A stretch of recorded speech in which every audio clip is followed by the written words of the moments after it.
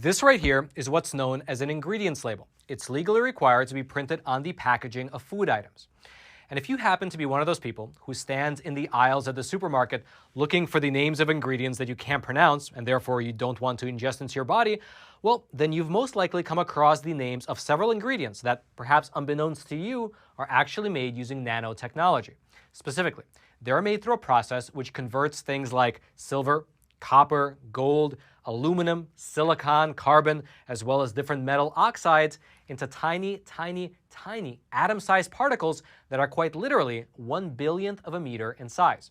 If you want a visual for how small that is, up on screen is a graph from the National Center for Electron Microscopy, and it shows you how a strand of DNA, which is about 2 nanometers in diameter, is about 1,000 times smaller than a bacteria organism and about 1,000,000 times smaller than a raindrop. So that is to say, these nanoparticles in our food are very, very small. Now, some of the more common nano-sized ingredients that you might be able to find in your cupboard right now, if you were to look, include things like titanium dioxide, which is used to increase the whiteness of things like milk, yogurt, and sugar. You might find silicon oxide, which is added as an anti-caking agent. You might find iron and zinc dioxides, which are added to increase supposed nutritional value. You might find different silver derivatives, which are added for sterilizing properties. And you might find a host of other ingredients like calcium carbonate, tricalcium phosphates, and so on and so forth. The list is rather long. However, before we move on, in order to really set the stage for you properly here, let me back up for a quick moment and actually explain to you what this is all about. Starting back in the 1990s, so about 30 full years ago, nanotechnology became widely used in the production of food products. That's because scientists discovered that by adding these tiny little components, they were able to make our food more colorful, they were able to make it brighter, creamier, crunchier, and they were even able to keep it fresher for longer. And besides just adding it to the food itself, well, some manufacturers have also added these nanoparticles to the food packaging. As just one example, up on screen you can see a milk carton which utilizes nanotechnology to act essentially as an indicator of the freshness of the milk that's inside. And as you can see, the color of the box actually changes to coincide with the change of the food that's inside. Furthermore, different researchers also found that adding these nano-sized additives to some medicines made them more effective. However, according to more and more consumer protection groups as well as different health experts, well, there appears to be a catch, which is that while these nanoparticles can provide a myriad of benefits, they might come at a price, and that price is our health. Because you see, these particles are so small, so tiny, that studies like this one here that you can see up on screen for yourself show that they can actually breach the blood-brain barrier.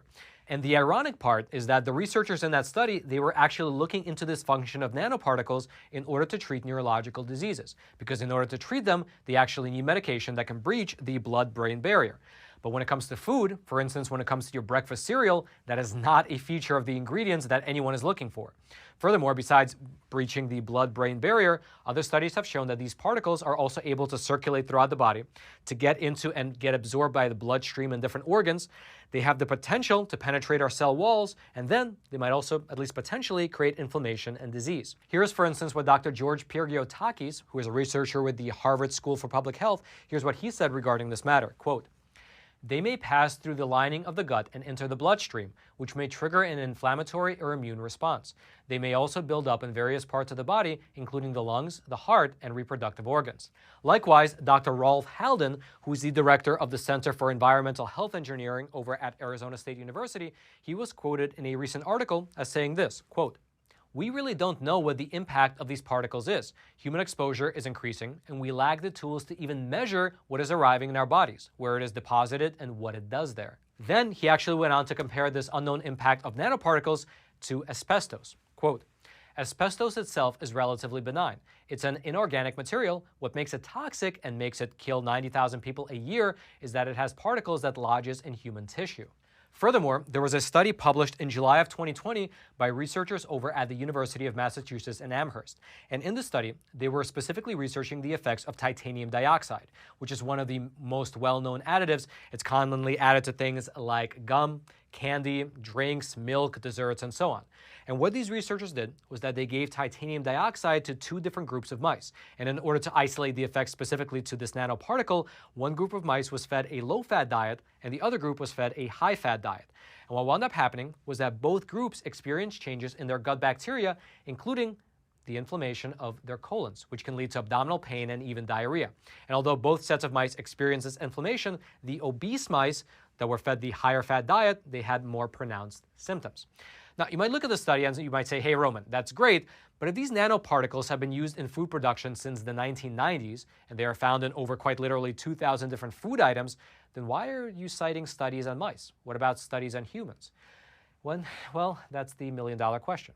Because looking at the situation, you would assume that surely the US government wouldn't haphazardly allow food companies to introduce these new ingredients into the products that we buy on our store shelves without undergoing rigorous testing and authorization. And if you think that, well, you would only be half right. Because as it turns out, the FDA, which is of course the agency that's tasked with overseeing these additives, they are themselves trying their best to keep up with this new and evolving technology, and they're essentially playing a balancing game between the potential benefits while mitigating the risks that these nanoparticles actually cause. And as it currently stands, the FDA recognizes nanoparticles within food with a designation called GRAS, which stands for Generally Recognized as Safe. As long as the manufacturer is already using the same ingredient in its larger form, well, they can use it in its nanoparticle form. Meaning that if, let's say, a cereal manufacturer is, for instance, using titanium dioxide as an additive in their cereal, well, then they can also use titanium dioxide nanoparticles in their cereal as well, and the FDA will label that cereal as being GRAS. Here's specifically what a guidance document from the FDA said on this matter. And just for your reference, this document was released all the way back in 2007. Quote, "The FDA's Nanotechnology Task Force concluded that the agency's authorities are generally comprehensive for products subject to pre-market authorization requirements such as drugs, biological products, devices, and food and color additives, and that these authorities give the FDA the ability to obtain detailed scientific information needed to review the safety and, as appropriate, the effectiveness of the products. For products not subject to pre-market authorization requirements, such as dietary supplements, cosmetics, and food ingredients that are generally recognized as safe, otherwise known as GRAS, manufacturers are generally not required to submit data to the FDA prior to marketing, and the agency's oversight capacity is less comprehensive." Meaning, again, that the FDA's requirement for reviewing and confirming the safety and efficacy of nanotechnology ingredients only applies to a certain subset of food-related products. And so, if something is already recognized as being generally safe, then the nanoparticle derivative of that same substance is also generally assumed to be safe. Now, this story actually gets a lot deeper, which we'll get into after I show you this beautiful coin. This right here is an American Walking Liberty 1-ounce gold coin. And typically, I order at least one of these from our sponsor, American Hartford Gold, every single month. The reason I do so is because, as you likely know, the inflation rate in this country is the highest that has been in, the last 40 years now. Everything like the price of food, the price of housing, the price of gas is absolutely going through the roof. And in fact, market experts like the CEO of JP Morgan Chase, he's not only predicting a recession, but he's even using words like unprecedented economic hurricane. And so listen, I absolutely do not give you any financial advice, but I would recommend that you do what I do, which is pick up the phone and call American Hartford Gold. Their super friendly staff can help you diversify your portfolio by either getting physical gold and physical silver delivered directly to your doorstep like I do, or deposited directly into your IRA and your 401k accounts. They make the entire process super simple. And actually, besides me, they have an A+ rating with the Better Business Bureau with quite literally thousands of satisfied clients around the country. And best of all, to our viewers, to the viewers of Facts Matter, they are currently throwing in $2,500 worth of free silver on your first qualifying order. So giving them a call is an absolute no-brainer. So pick up the phone and call 866-242-2352. That's 866-242-2352. Or text Roman to 65532. Their link will also be down in the description box below. And then let's head on back to the studio. And so if something is already recognized as being generally safe, then the nanoparticle derivative of that same substance is also generally assumed to be safe. However, the reason that this is so troubling is, quite frankly, rather obvious, given the fact that the sole purpose of using these nanotechnologies is because it's known that certain substances behave radically different at the nano level than they do at the much larger levels. And so, for the FDA to admit that ingredients that have previously received the GRAS label are exempt from screening is concerning to say the least, because if they're not going to look into the safety and the potential dangers of ingesting these nanoparticles, well then who will? And the answer appears to be the manufacturers themselves, because further down in this document from the FDA, specifically on page 33, there's a subsection titled, quote, "Products not subject to pre-market authorization." And in that subsection it says this, quote, "However, manufacturers are still responsible for ensuring that the products they market are safe. For example, Cosmetic manufacturers are required to ensure the safety of their products, but are not required to provide safety data to the FDA. In light of the evolving state of the science, the task force believes an appropriate course of action at this time would be for the agency to work with manufacturers of these products and assist them in identifying data to substantiate the safety of products containing nanoscale materials, including chronic toxicity and other long-term toxicity data as appropriate. And so you see, the FDA appears to recognize the potential dangers of these nanoparticles, but then they go on to suggest that it is still the manufacturer's own responsibility to ensure that their products are safe.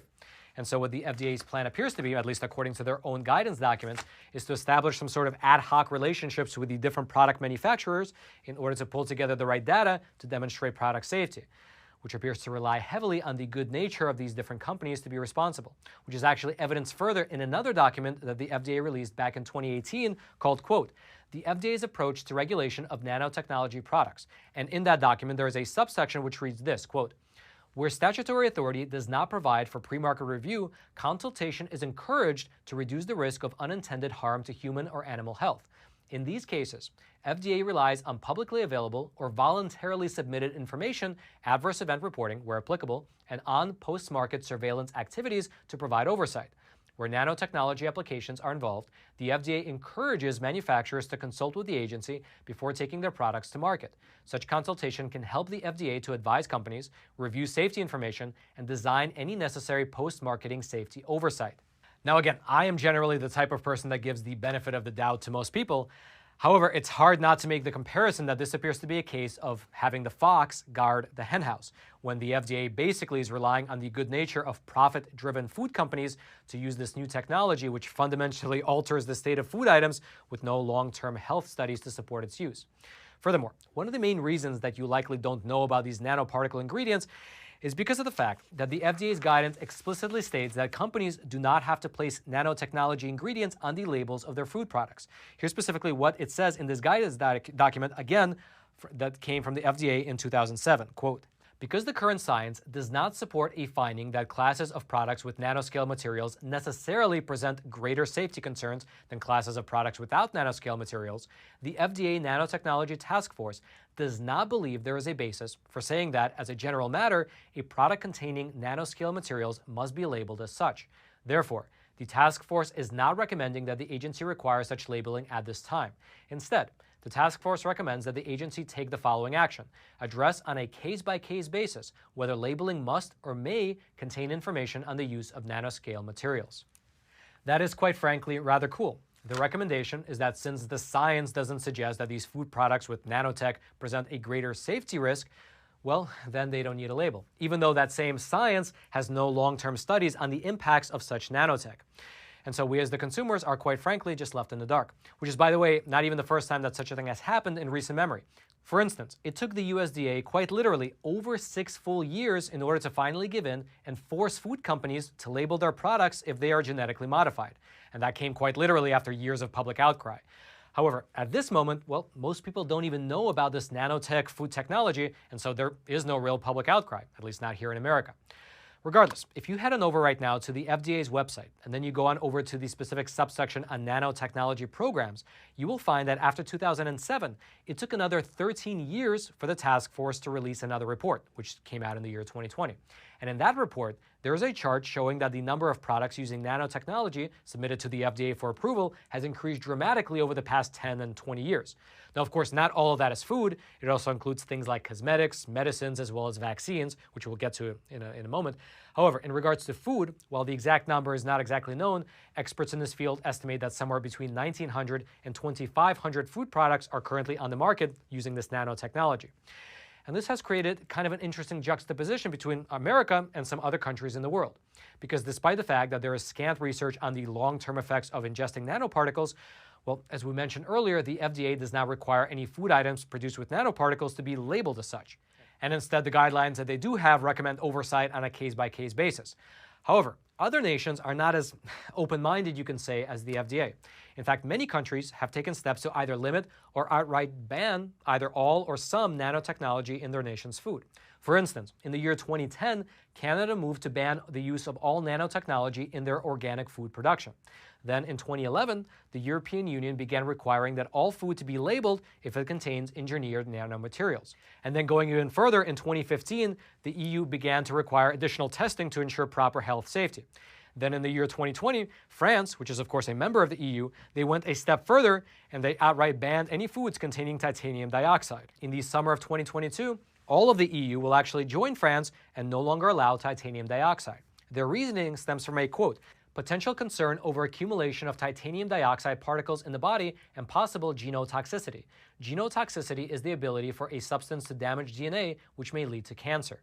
Meaning that if you want that sweet, sweet titanium dioxide, well, you'll have to come all the way here to the US to get it. And for your reference, titanium dioxide gives food a nice white color, and so you can find it in things like milk, coffee creamer, toothpaste, cakes, pastries, and so on. Now again, I'm not saying that it's actually harmful, or I'm not saying that it's actually safe, but at this moment, it's not 100% known either way. However, what is known is that the FDA currently allows these nanoparticles to be included in our food items without requiring the actual manufacturing companies themselves to place them on the ingredients label. So take that for what you will. But the big question remains, what are the long-term effects of these nanoparticles? And given the fact that they have been shown to be capable of crossing the blood-brain barrier, shouldn't their effects be mapped out over a long-term scale before they're injected into people, or even more pertinently, into our food? Because although at this moment, the scientific consensus states that these nanoparticles are safe and they're nothing to worry about, well, I believe it's worth reminding you that at one time, not too long ago, lead was used in gasoline, asbestos was used as a building material, and 20,000 doctors said that Lucky Strike cigarettes were better than the alternatives. Now, I'm not directly comparing nanotech and food to things like lead and asbestos, but at the very least, I think that we as Americans have a right to know what's in our food, as well as what's in the shots that are mandatory for some of us to take. If you'd like to go deeper into any of the research that we discussed in today's episode, I'll throw all those links down into the description box below this video for you to check out. And also, I'd like to give a big shout out to Mr. Eric Schumacher, who is one of the researchers here for Facts Matter, and he helped to pull together and make sense of all these different links and research. And then lastly, if you got something out of this video, I hope you consider sharing this video with your friends, your family, and even your neighbors, so that they can know as well about these nanotech particles that they are very likely unwittingly eating. The share button is right there below this video. And then until next time, I'm your host, Roman from the Epoch Times. Stay informed, and most importantly, stay free.